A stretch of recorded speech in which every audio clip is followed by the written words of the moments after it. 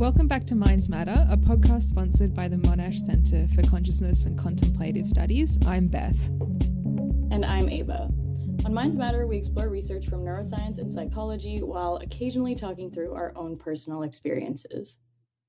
And this week on the podcast, I interviewed Dr. Emily Cross, who's the primary investigator of the Social Brain in Action Laboratory. And she's also a professor of social robotics at the University of Glasgow and a professor of human neuroscience at Macquarie University. So I spoke to Emily about her research on dance and the neuroscience of dance. We spoke about how dance can relate to how we express emotion. She spoke about how they study dance, and one of the methods she uses that we'll speak a bit about in the podcast is called a point light display, where you put a light on the dancer's head and each of their joints and then put them in a dark room. So when they move around and dance, you can just see each of the lights light up, and that's how you can interpret the move. This is a new method we haven't spoken about before on the podcast. So if you're curious about what that looks like, you can head over to our Instagram or our website, and we'll have a link to a video.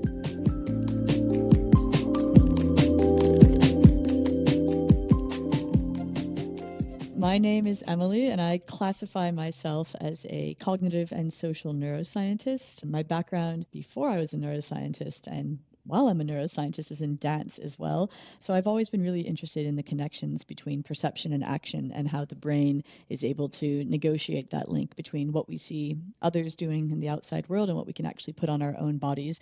And for the past many years, 15 years or so, I've been trying to explore that with human neuroscience methods. So things like brain scanners, brain stimulation, and lots of clever training studies and behavioral paradigms. You mentioned that you kind of do neuroscience of dance. So could you explain what exactly that is and what can dance teach us about the brain? Great questions. So for years, I used to make the distinction that I'm not studying the neuroscience of dance. That's something totally different, and it doesn't really exist. At that time, it didn't. What I'm doing is I'm using dance as a tool to understand the human brain, so as a tool for asking basic neuroscience questions. And indeed, that's very much how I started. So we'd use dance as a model system to help understand how we learn by observation, to help understand how expertise for physical actions is manifest in the brain. So dance was really valuable to me when I was first starting off in this area because we could classify it as movement for movement's sake. There was nothing about the art of it involved. There's nothing about the aesthetics. There was nothing about the reward value we get of watching dance or dancing ourselves. It was more just this really sophisticated, complex action stimulus that we are able to use to understand the human brain, not just when we're tapping our fingers or moving our mouths, which is how so much of research in the cognitive neuroscience of action got its start. But all of a sudden, we could look at full body movements and we could see people moving through space, and dance was a really useful tool in that capacity. However, fast forward a few years, and I would say for the past 10 years or so now, we are looking at the neuroscience of dance, for dance as an art form and the pleasure we derive of it and the aesthetic value people assign to it and what that means in terms of the brain and in terms of how our reward buttons are pressed and these sorts of things. So it has evolved, and dance is fantastic in that way from a neuroscience perspective because it offers us at least these two really useful things. It can help us ask basic questions about basic function of the human brain, how do we link action with perception, but it can also help us to address really interesting and exciting questions about the value psychologically and neuroscientifically of the performing arts.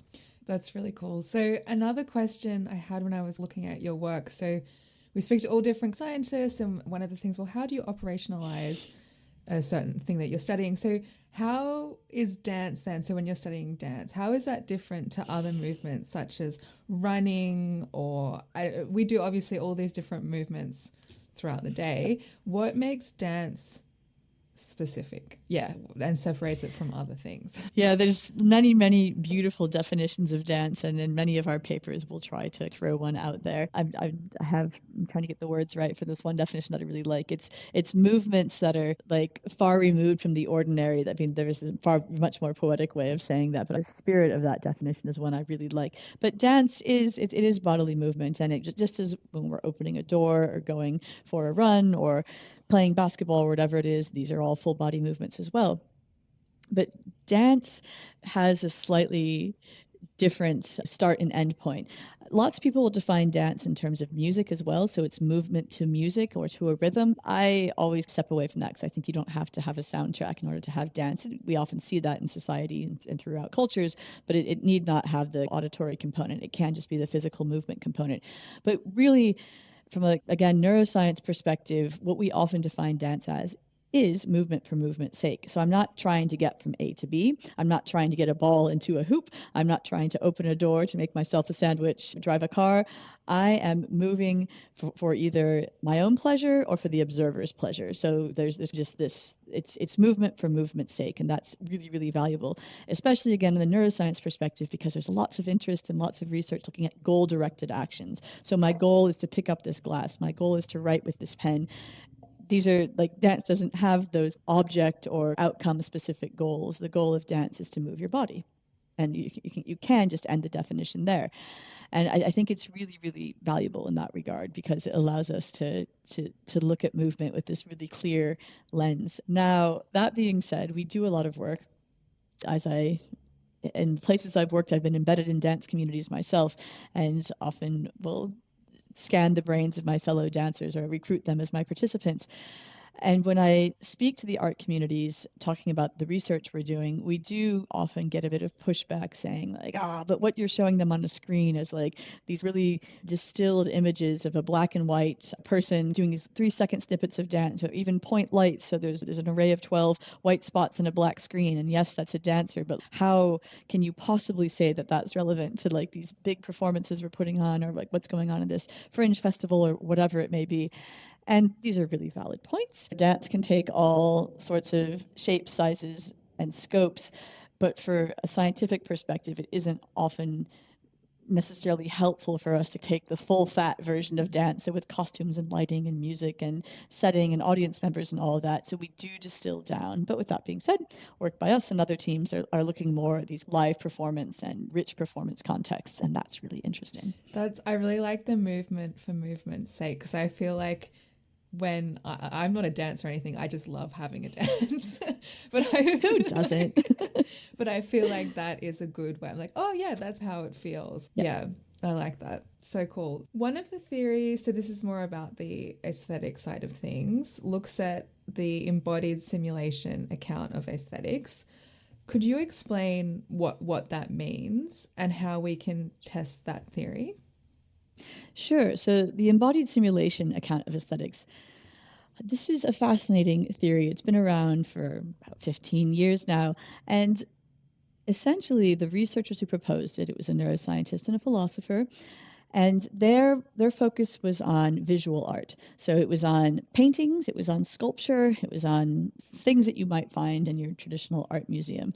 And what they suggest is that one of the reasons or avenues through which we derive pleasure through artworks is that the work itself evokes in us what it would take to create that work in a way. So if you see, they talk about these they're not paintings, but these artworks that are hung, there's like a big gash through a canvas, and you can like viscerally appreciate what it would be to take a knife or something sharp and gash a canvas. Or when you see a sculpture that's kind of hewn from rock, like you could appreciate kind of the movements that were involved to make that, or paintings like pointillist that had little dabs. Like again, you could appreciate either long, smooth brushstrokes or short brushstrokes, and all of these can contribute to your pleasure and like the embodiment, what it would take to make those. And I'm reading this paper by Friedberg and Gill, who came out with this embodied theory of aesthetics some years ago now, and I'm like, but what about the performing arts? Like all this stuff about painting, great, but there is an art form that like embodiment is central to it, to what's actually going on. It's not just the artifact of what someone's body did, but it's this ephemeral, fleeting art form that is bodies in motion that we're watching in front of us right now. So what my colleagues and students and I have tried to do is to take this embodied simulation account of aesthetics and really move it to embodied neuroaesthetics of dance, and to say, okay, well,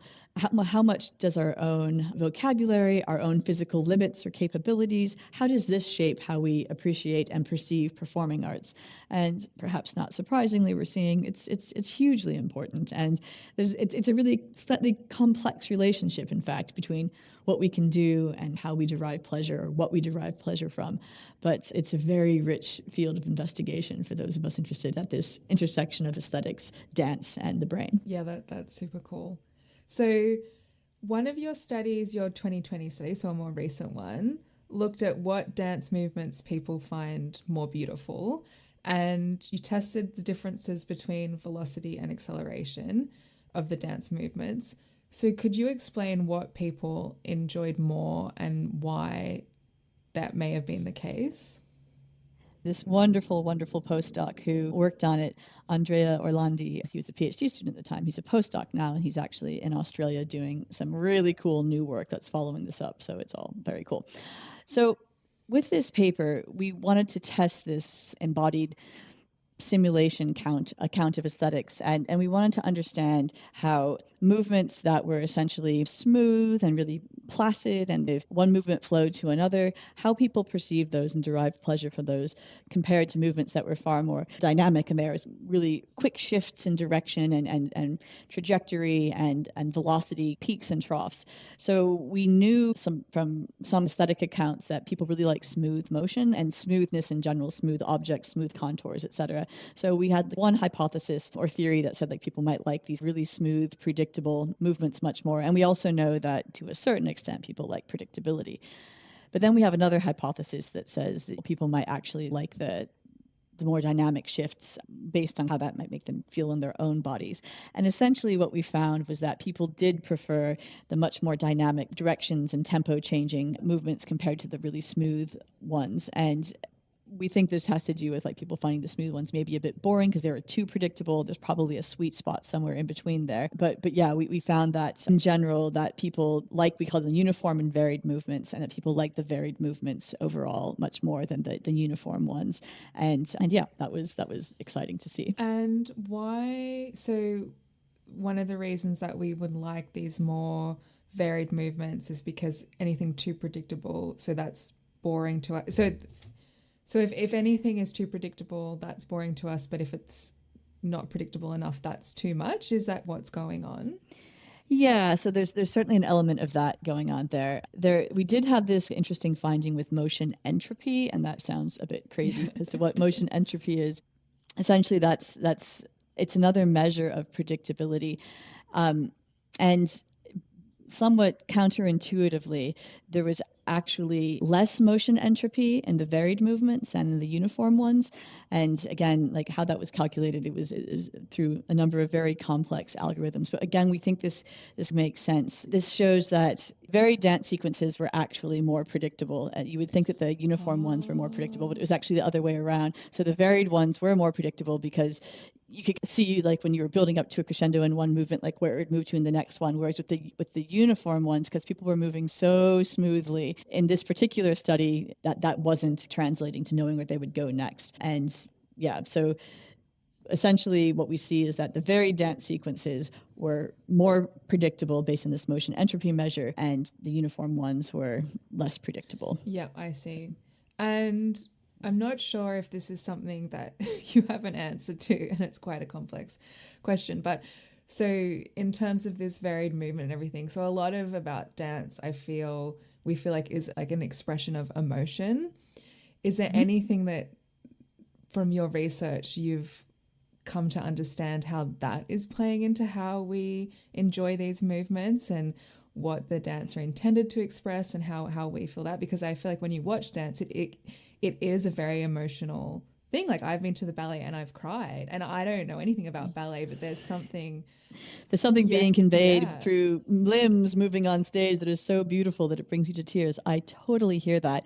And this is a beautiful segue into my most recently graduated PhD student who finished less than 2 weeks ago. So now Dr. Rebecca Smith, she was doing her PhD at the University of Glasgow, and this was her exact question, her exact program of research. It was, how do dancers convey emotion through these pared down bodily movements? And in her study, they were pared down even more to these point light displays.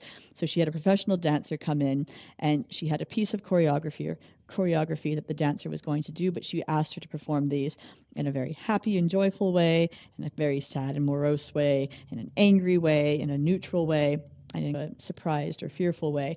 And in this way, she was making many clips of this dancer's movements, and we were able to look at the extent to which people can read these emotions accurately compared to the dancer might have intended one thing, but people pick up on something really different. And we also were able to look at the aesthetic value of these. And essentially, it's a big thesis, and I can't summarize it in one sentence, but we see that there is a very close correspondence, more so for expert viewers than for novice viewers, in the emotion that the dancer is intending to convey and what people actually can read from it. And also we saw that the clearer the emotional conveyance was and people's ability to read it, the more pleasure they derived from it too. So if that's really clear to me that it's an angry movement or a sad movement, people, were tended to like those more. It's a really big space, though, when we're looking at the emotion, communication, and dance, and it touches on a lot of other really interesting fields, from psychology to artificial intelligence and others besides.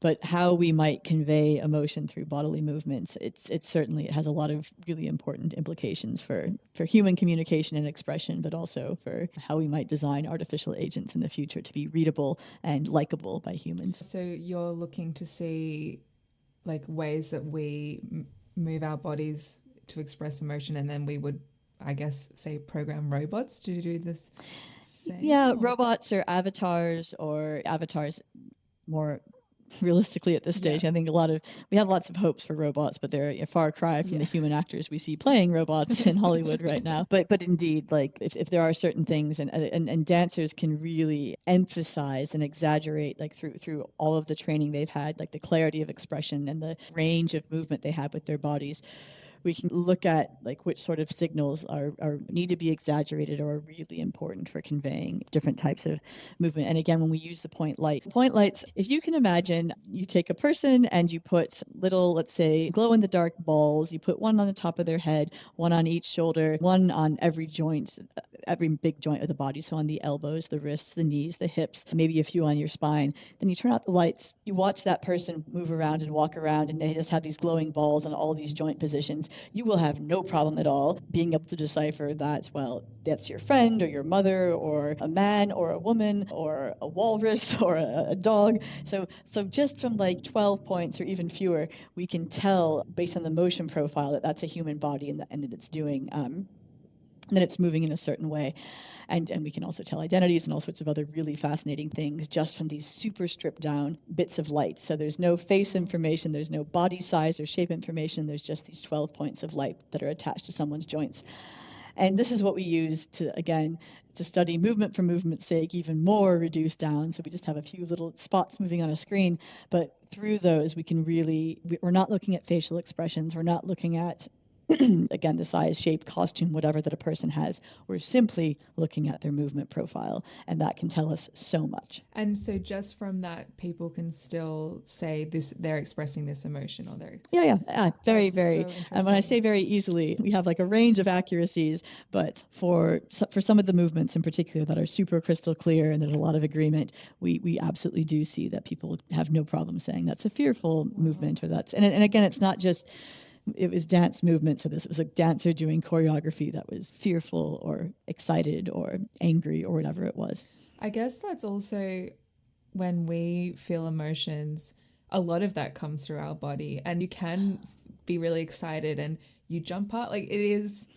You can't constrain you. Hold these things back. You're absolutely right. So we do express so much of the body, and I think this work, to me, a lot of it was going on during COVID and lockdowns and a time when so much of humanity's work became screen focused. And like, even as we speak right now, we're on screens, we're sadly not in the same studio, but we have evolved over millennia to express ourselves and to read the expressions of others in real life with bodies, not just in these 2D screen renderings. And I think, lots of times we'll often be on Zoom calls without the video on, so people can't even see your expression coming through your body, even if they wanted to. And I think we lose a lot there, because as humans, we are socially designed to express and to read those cues. So when we lose them from going into virtual worlds, going into screen-based worlds, it's really, it's exhausting, and it makes communication more difficult. Yeah, it's so interesting because we've had other people on the podcast speaking about emotion, but we've done language and everything, and I just haven't made then you have the connection, like, of course movement's so involved, but it's so funny, it's not something that we think about. No, it's often not thought of, and I feel like in a lot of the write-up that we were doing, that Rebecca was doing on her PhD thesis, talking about body movements, we have to always have this big justification saying there's so much that's focused on emotion in the face, emotion in the voice, but really the face that's received the most empirical attention, and the voice a lot as well, and language as well. But hang on, we don't always have access to people's facial expressions up close and personal. If we're in a big crowd, or we see someone at a distance, you can pick out your mom walking across the street, even if you don't have a clear view of her, just from her outline or just from her motion profile.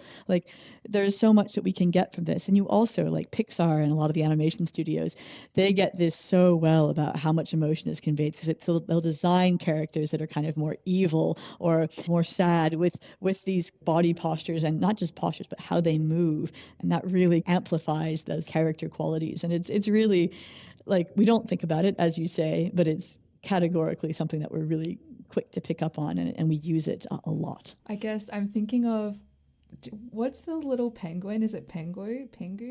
Oh, Pingu, yeah. Because he doesn't speak at all, but he has so many But there's so much going on. No, you're absolutely right. And watching that as a kid, it was you could definitely tell, but it was all the movements that they did. Yeah.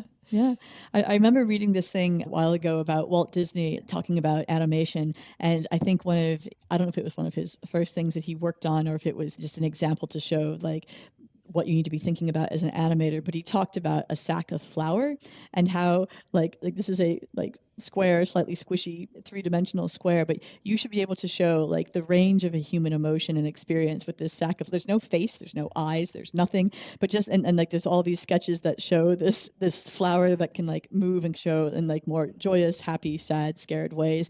And you just think you really can reduce it down to all of that. You don't need language, you don't need a face. There's so much that we can do with our bodies.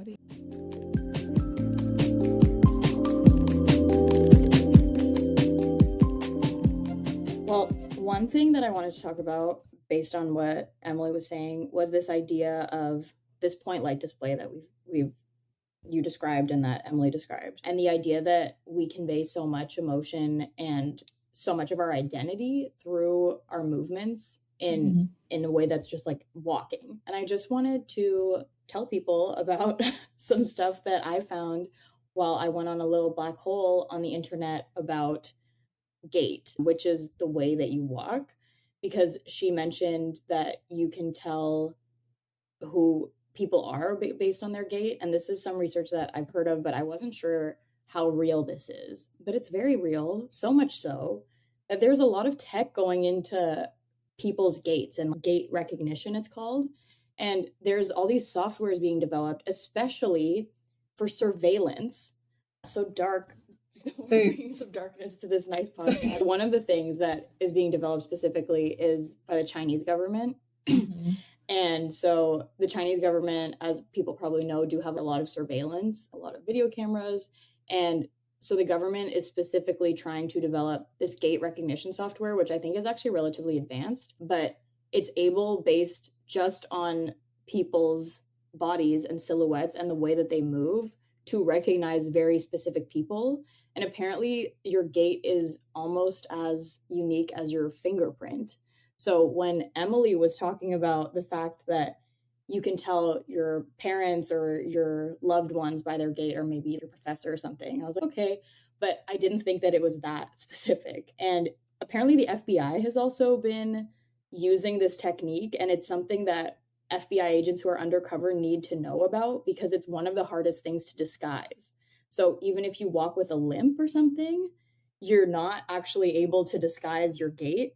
So what some FBI agents do, or CIA agents, is they'll put a stone in their shoe because that's the only thing that can actually disguise their gait. Otherwise, they could be picked up by software or by other spies. Is that because if they step on the stone, they walk strangely? Yeah, I think that actually will throw off what your walking style is, but it's something that's almost impossible to change willingly without some intervention that you're not 100% cognitively in control of. And is this a human specific fingerprint in terms of gait, or do animals have a unique gait as well? I don't know. That's a good question. I Perhaps they do, but I would assume that we probably are not able to tell gaits apart just because I feel unless you have expertise in a certain area, Yeah. even faces, it's hard for us to tell even different dogs or monkeys apart from each other. And of course, famously, there's also the cross race effect in psychology, which is that it's harder for people to tell faces even of different races apart Yeah. when they're not used to seeing those faces. But I don't know, that's a good question. I do feel like little dogs all seem to walk the same, but I'm sure a dog might think that all humans walk the same, so I don't know. And I feel if you have a dog when you're at the dog park, you can tell your dog from the gate when it's running far away. I think dog owners would feel that. So maybe it is. Yeah, maybe it is. I mean, dog owners, tell us if you could recognize your dog just by some lights on their backs. We'll see. But so in my rabbit hole, is that what it's called? My rabbit hole. I also found other technologies which are even scarier and I mean, I don't know. Maybe the impact is not as scary. It's for good. But there's a team at MIT that are creating this device that also looks at gait, but the way that it works is that it uses the Wi-Fi signal and radio waves. And it doesn't even have to be inside the home. It can tell the movement that someone is making from inside their homes. And they're using it to be able to tell when an elderly person is suffering, when their health deteriorates, basically. Right. So wait, I don't understand. So that Wi-Fi from outside the house is going into the house and picking up movements of where you are in your home? It's actually, okay, let me clarify. So it's just waves. So it's actually radio waves that are weaker than Wi-Fi. And it can basically, through the bouncing of the signal off of the walls and off of your body, it can measure the velocity of your gait. And doctors apparently refer to this as the sixth vital sign. So your gait is known in the medical community to be really important too. And so it just can set off, it's called WeGate, or it's WI gate. You can look it up if you're interested in it. But basically it learns your regular gait and then it will compare that to how your current gait is to see if there's something wrong. And it doesn't even have to be inside the home. So I don't know. I just thought this was really surprising because I had never thought really about gait. And there's also, obviously, as you probably could guess, there's a bunch of applications to running and to checking to make sure that runners' gaits are proper and they're not injuring themselves. But I just thought it was an interesting application of this neuroscience research where, obviously in a different context of dance, but where a lot of this research is being used for technology, which I think we often forget. We're in the trenches of the psych. But I think in terms of identification and all these other outcomes of health, I was really surprised about the importance of body movement, which goes beyond what we were even talking about with emotion and dance. And she was also talking about velocity and predictability. And I just think it's interesting how much we can plug into technology to get these outcomes and predictions. That's actually really cool.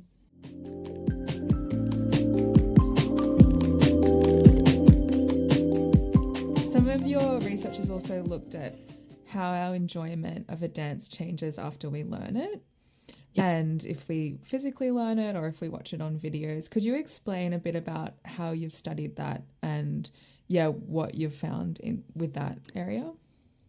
Yeah, no problem. So this, again, like so much of my research, I feel like a lot of it's happy accident, like how we made these discoveries and then how we followed them up. It's been a really fun and worthwhile exercise to chase up what some of these things might mean. So in one study, the first study, we were working with some professional dancers from the Leipzig Ballet, a guy and a gal. They were just exquisite dancers, and then we had them perform all sorts of, I think, 80 movements each. So like we asked them to just freestyle. You can do choreography or you can just walk in a circle, but we really wanted them to do things that were like really, really, really easy for them them to do and really hard for them to do, so that we had this range of complexity and difficulty for them and their movements. And we cut all these beautiful bits of movement into 3-second segments, and we showed them to people in the brain scanner, and we asked people 2 questions about all these movements. We said, how well could you reproduce what you just saw there? And some things were as simple as the dancer putting their arms above their head and like down by their side, or walking in a circle, and people were like, yeah, no problem. Or they would be really complex, like we had our male dancer like do a plie, and then he leapt into the air and did 3 circles and landed with perfect aplomb all in the space of a second and a half. And people were like, yeah, can't do that. Or we had like our female dancer doing split leaps and or bringing her leg right up next to her ear, like stuff that people were like, no. So we also asked them, how much did you like watching these? So we also, they're rating all these movements at different times throughout the experiment on how well they could reproduce them and how much they liked them. And what we saw, perhaps unsurprisingly, as I described this, people really liked watching the dancers doing 3 spins in the air, or split leg leaps, or pulling their leg up, behind their ear. But they weren't deriving so much aesthetic pleasure from seeing the dancer walk in a circle or put their hands above their head. So we got this really strong negative relationship between reproducibility and liking. So people liked the stuff they could not do, and the stuff that they could do with their own bodies, they were like, yeah, not so impressed, don't really like that as much. And I should mention here that our participants were all dance naive, so they didn't have any dance training, they didn't go to the dance or the opera and watch a ton of dance.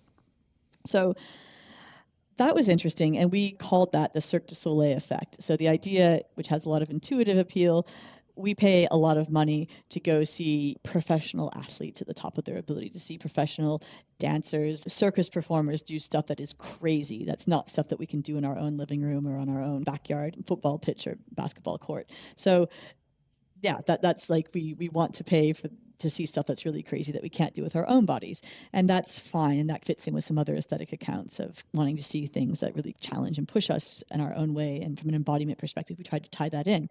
However, we also had this inkling that that's not necessarily the case once you do start to gain some of your own physical experience with something. I'm thinking about my own like dance pleasure. Like when I'm watching a piece of choreography or sequence that I can do myself, it's like I have an into it. And I really enjoy seeing it because I can say like, okay, now they're going to go around and do this flip or do this jump here. And I can like feel it with my own body. And that really gives me an into it.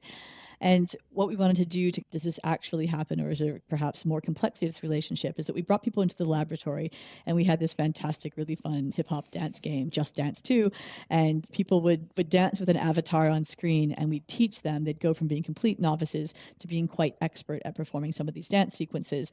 And in the meantime, we scanned their brains before and after. They had this big training period, and we also asked them to rate throughout how well they could do these movements they were learning and how much they liked them. And again, they're split into little movement pieces.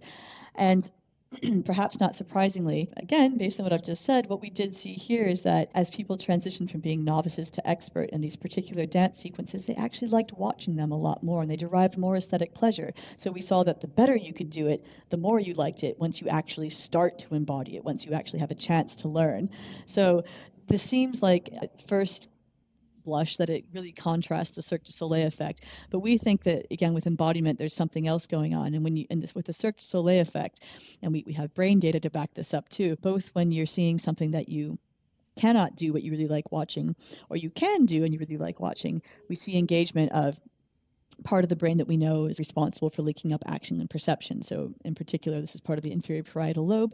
So we think that when you can't do something, but you really like it and it's really exciting, it's almost aspirational embodiment. Yeah. So your brain's saying like, boy, I can't do it, but it's cool. And like, what would it take? Or like, I'm trying to learn or pick up or do something with this. Whereas when you're really expert at something and you're watching it, and those same areas are being activated, they're like, yeah, I know it's coming next, and like I can do this, and like, yeah, then they put their hand above their head and then they do this, and it's great and it's cool, and I can feel it in my body because I have done it in my body. So hopefully that's not a totally confusing way of describing it, but we can see that embodiment can serve both directions here. So stuff that we cannot do, but we really like watching, we like try to embody it, and stuff that we can embody because we've practiced a lot and we really enjoy watching it. Sorry, that also results in really enjoying watching things. I guess in that explanation, what is good about that, because sometimes when I think about being experts in art and these things, I get worried, well, does that mean people who don't have access to like art education and all these things don't enjoy it as much? And I feel really strongly against that, because I think that art should be for everyone. So what's nice about this is like, well, no, you get pleasure either way. It's just a different kind, and you can still. Am I right in? Yeah. You're absolutely right. Yep, it's different avenues to the same end, more or less. And can we say it's actually the same end? I mean, with neuroscience, we can't say a lot of things with great certainty. We can say with our study, with this manipulation, with this particular group of participants, this is what we found. But I think that general idea does hold. And I also think, like, for arts outreach, the training study has a lot of really important value as well, because it suggests that if you do take time to go into schools, maybe a dance company or a circus company or whatever, and teach kids or teach young people or whoever bits and pieces about what they're about to see, then when they see this on stage, it's like, oh yeah, I actually tried that, or I can actually do that, or I know how hard it is to do that, or that looks really easy, but it's really, really crazy. So I think it's a real promising finding in terms of arts outreach and getting more physical involvement, embodied involvement in young people in particular, but in building arts audiences across the lifespan. Yeah, I really like that. It's like a very inclusive way of how we can understand that. So yeah, that's really cool. Absolutely. So another thing with dance, obviously and this is another really big question, but obviously it's different across cultures. So different cultures have different dances. And I guess that also comes back to what we've just been speaking about in how our movement is so wrapped up with how we communicate our emotions, because like we've spoken about like how that's with different languages and people can have different emotions in different cultures due to all this. How does how dance is different across cultures play out in that? Or are there things that are just the same across culture with certain aspects of dance? So these are really important questions, I think, and I feel very lucky to be working with a researcher starting to explore some of these questions over the past few years. Unfortunately, again, COVID threw a bit of a spanner in the works, but we continue to do some great stuff, and she managed to do some brilliant work with getting stimuli with Indian classical dance while back home in India during some of the lockdowns. So the science continues. But I think maybe the biggest universal of dance across cultures is the fact that every culture dances. Every people, I don't want to say modern, but like historical account of human societies we have, and of course across the contemporary world, we know that all cultures have dance of some description. So dance is certainly a human cultural universal aspect. However, there's of course a lot of variety in how different types of cultures manifest their dance and what dance is used for in different cultures and what's aesthetically valued across cultures. We are starting to do some work on this now, again, with this fantastic collaborator, Dr. Kohinoor Darda, who was she was at Macquarie University, then she was at University of Pennsylvania, and now she's working for a startup back in India. But she's really interested in looking at, we just picked two cultures and styles of dance to begin with. So we picked classical ballet and Indian classical dance, so Bharatanatyam, and she's a beautiful expert in performing that dance style.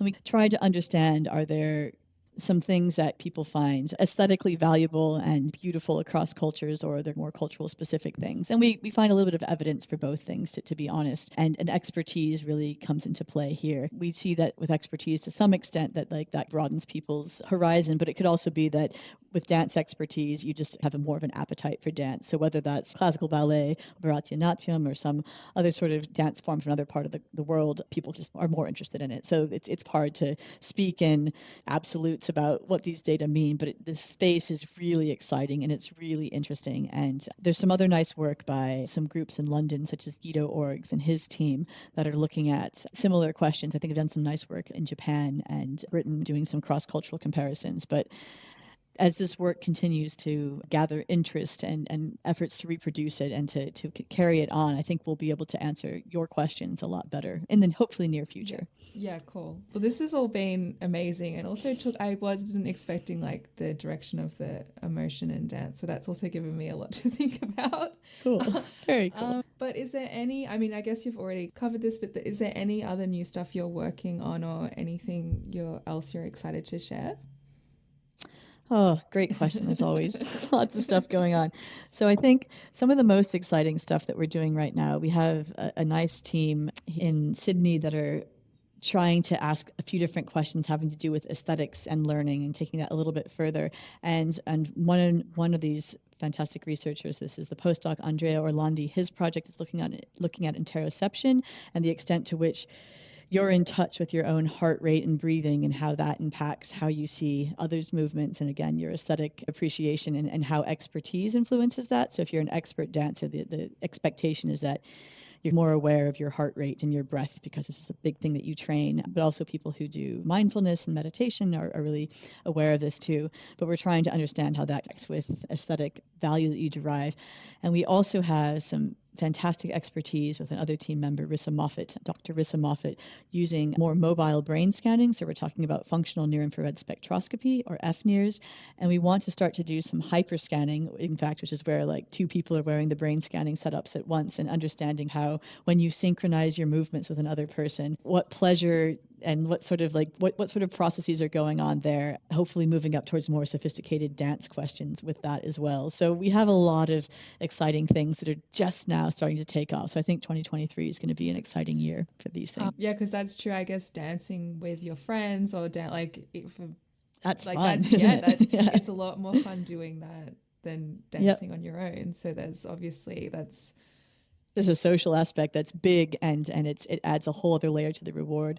And just on that note, I'll say I was involved with the ABC. They had a program that came out in October called Keep On Dancing, and it was looking at kind of the benefits of dance for older adults in terms of cognitive, physical, and social aspects of aging. And I think that social aspect cannot be underestimated. And it's hard oftentimes when we come from a cognitive neuroscience perspective to really do justice to the social aspect, or we want to control for it. So we want to remove it entirely. So we blur out faces or just show bodies. But the lived experience of us humans in the world and like when and how we use dance, it is a social thing through and through. So I think that's going to be a really interesting challenge that we can hopefully work towards, which is understanding more about the pleasure of the socialness of dance and how we can maximize that for people. So do you think one of the the benefits for older adults dancing, do you think one of the main benefits is being together socially? Yeah, I think that is one of the main benefits. And I think that benefit has a knock-on consequence for the cognitive and the physical aging, because the social is the glue. It's the fun part. That's why you want to continue going to a dance class or dancing with your partner or whatever it may be. The cognitive and the social, and the physical benefits for heart rate, for flexibility, for endurance, all of these things, there's really good evidence that those exist too. There are individual differences, so it's not going to be panacea for everyone. It's going to work perfectly and everyone goes home happy. But we can see in this program highlighted this as well, that for some individuals, there's really quite impressive improvements in cognitive and physical function. But I think you need the social aspect, and people talked about that in that program at length. It's like, well, we kept doing this and we were committed to it because it was fun, and we know, of course, that but sadly that lots of social connections break down as we age, and it's harder to maintain those. So I think something that can hit all three of these things, our social well-being, our cognitive well-being, and our physical well-being, that's not to be sniffed at. That's really quite remarkable, and figuring out how to maximize that even more will be really, really good. Yeah, and I suppose even in all ages, the thing about dancing together is nice is because you don't feel lonely, you feel connected.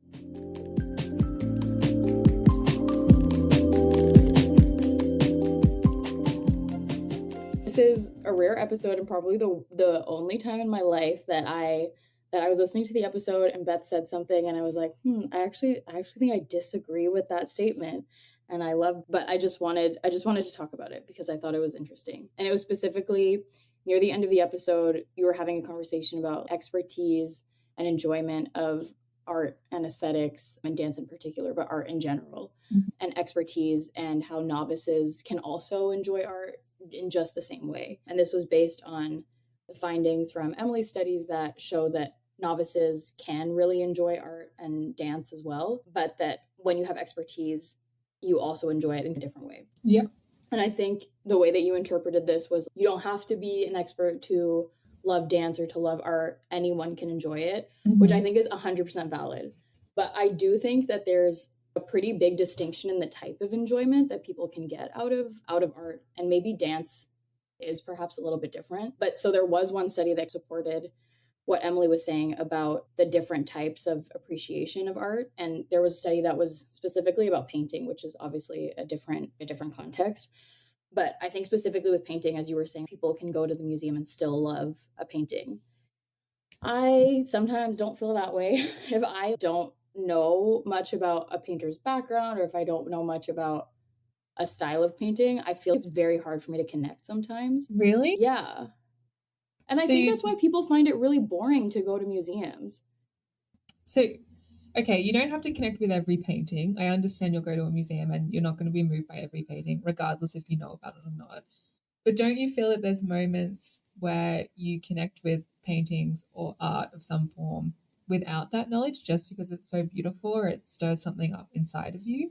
Yes, I do. I definitely agree with that. But I think that you might get more out of some types of aesthetic experiences when you know more about the aesthetic experience. But there is a study in painting that basically holds up exactly what you're saying, which is that they trained people to basically know more about the history of art, know more about certain techniques that are used in painting, and then assessed people who had this so-called expertise versus people who didn't have this training. And they found that the people who had the expertise, they ended up judging the paintings differently cognitively for certain qualities, but emotionally there was no difference between the two. So it was impactful just as much on the emotional side. But I do think that there's something to, let's say when you're in high school and you have to read some great classic. I feel I hate to say it if there's any high schoolers listening, but I got so much more out of those books when I was forced to analyze them. And if you, for example, have read a play in class or on your own, and then you see the play in person, because you know the play, I feel there's something more that happens that it becomes more pleasurable. Also, not because you're, as Emily was saying, I don't think it's just this embodiment idea, but I think it's also just this cognitive comparison that you're able to make and that you're just doing more when you're in that situation where you know something more intimately. I think this is so interesting because, look, I definitely know from studying or whatever that my enjoyment can change, but I sometimes think that the first time I read the classic without someone telling me how to interpret is the best and the most beautiful and the most moving. When I was 13, we had to read Macbeth, and I read it on my own in the summer. I was a really, really cool kid. Came down to my room and I was in tears because I was so moved by the whole Macbeth thing. And I didn't feel after that studying it gave me anything more. I felt that experience I had just from reading it on my own was enough. And I feel that with art as well. I like to, when I go to a museum or a gallery, look at something, experience in that. And then if I want to decide to then learn about it. And this is actually even more interesting because recently I was at the VCA, which is an arts college in Victoria, and it was their end of year gallery thing. So all the students put on art, and there were no little plaques on the wall, just the name. So there was no descriptions of any of the art. And I was speaking to one of my friends who has worked in curation before, and I was asking, is that something that they've decided to do, or did they just run out of time? What's going on? And they said in the art world at the moment, there's a big discussion in curation if we should have these plaques that tell us what the work's about, or if we should just go and have that experience. And they had decided that people should just go and have whatever experience they felt. And in this, because it was young artists, there was a lot of abstract stuff. And sometimes it was difficult to sit in the art without being told what you're meant to think. But then I don't know, I found it extremely enjoyable. So maybe this is also one of our personal differences. That's so interesting because I definitely feel the complete opposite. If I go to a museum and I don't have the audio guide, I have a much worse time than if I have the Really? audio guide. Yeah. This is I'm trying to think if we went to museums together in Amsterdam. I think we must Maybe have, but I don't think we had audio guides. But I feel if I go without an audio guide, I'm just, okay, I'm here to see something, but I'm not going to really understand it. And I don't think it's a structured person. So no, I'm kind of that's why I'm surprised that we're having confused this difference. by your response because I would think that you would be someone who would move through art spaces like I do. But No, I yeah, hate it. I can't do it. I mean, and I also had a really similar experience with a play in high school where we had to read, I think it was an Ibsen play called Hedda Gabler, which yeah, is we a had to great read play. that too. Yeah. But I read it also before we had started school. I think it was just because I wanted to impress my English teacher because I loved her, not because I was actually cool and interested, perhaps. But I remember reading it and I really loved it. And I felt I connected to the stories in some ways. But then after we'd studied it, I just felt like the world opened up to me. And then when we saw it in person, I felt the play was so much more interesting. Even though I didn't necessarily agree with all the choices, it just felt like I was able to be so much more engaged with it because I understood it. And I feel that's the same with certain pieces of music. Sometimes I'll listen to music and I feel I don't really like it and it's too jarring. But I think it's that idea that Emily was talking about with the predictability, is that if you don't know a certain piece of music, then, and it's a weird piece of music, then it's hard to predict and maybe less enjoyable. But then you're able to predict it once you have listened to it a whole bunch of times, and you're able to get that enjoyment out of knowing what's coming next, but still being somewhat surprised. I feel all of it just lies in this sweet spot of knowing enough to be engaged, but also not knowing so much that you're not engaged anymore. I don't know if you've read this book by this Chilean writer, Benjamin maybe, Labatut, but he came to give a talk at our university, and he said this quote. He has these great one-liners, and he said this quote where he said that comprehension is the death of thought, which he's obviously, he's in literature. He's not a psychologist, but I thought that was really interesting. And the other side of this, where if you understand something too much, which is maybe the issue that you have, if you're learning too much about something, you don't want to think about it anymore because it's not as interesting. And maybe the first time that you read something, maybe you just come with a lot more structure and understanding than I do, and I need more scaffolding. So to me, getting that extra training gets me to that sweet spot, but to you, it pushes you over the edge into too much comprehension to the point where this is not interesting at all. Yeah, this is really interesting because I feel, I agree with that author that comprehension is the death of thought. No, I don't really. Yeah, that's really interesting that we have totally different experiences with this. But do you feel that way? Is that the source of you not being interested in learning further? Is it because you feel it loses its mystery and developing your thoughts about it too much make it less interesting? Yeah, because I love having mystery in life and all of these kinds of things, and I like that. I don't want everything to be understood, and I don't want everyone to tell me what I should think or feel about characters. Or sometimes even when I see movies with my friends and they want to talk and talk and talk about the characters in the movies, I don't enjoy that either. I just, I don't know. But this is funny because we have a totally different. Okay, so after you watch a movie that is a little bit hard to interpret, or even not hard to interpret, you will not go online and watch a 20-minute YouTube video about the themes of the film? Never. Okay, that's the peak of my experience of watching a movie, is after I've seen it and I go online and read articles or watch commentary videos about it. That's when I'm like, oh, everything's clicking together. Yeah, and then I want to see it again. Really? Yeah. I would hate that. I would truly hate that. This is so interesting. I feel like there's a study idea here. I feel like it's something about maybe ambiguity and the amount that we feel we understand versus the amount that we want to understand something. And connection to uncertainty, and then maybe how much prediction error we like. So maybe I like to live a bit where I just have that little bit more. I don't know. That's very interesting. I wonder if this applies to dance. Maybe we should go to a dance show and see how we feel about it.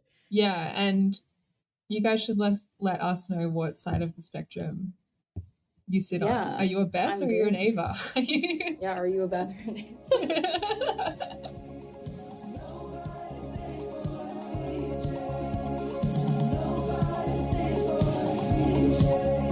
Our intro and outro music is Nobody Stayed for the DJ by Glacio. Our transition music is Back for More, also by Glacio. Minds Matter is mixed, edited, and created by Beth Fisher, she's the Australian one, and me, Ava Madasuza. We'll be back in 2 weeks with a brand new episode of Minds Matter. In the meantime, find all our episodes and show notes on mindsmatterpodcast.com.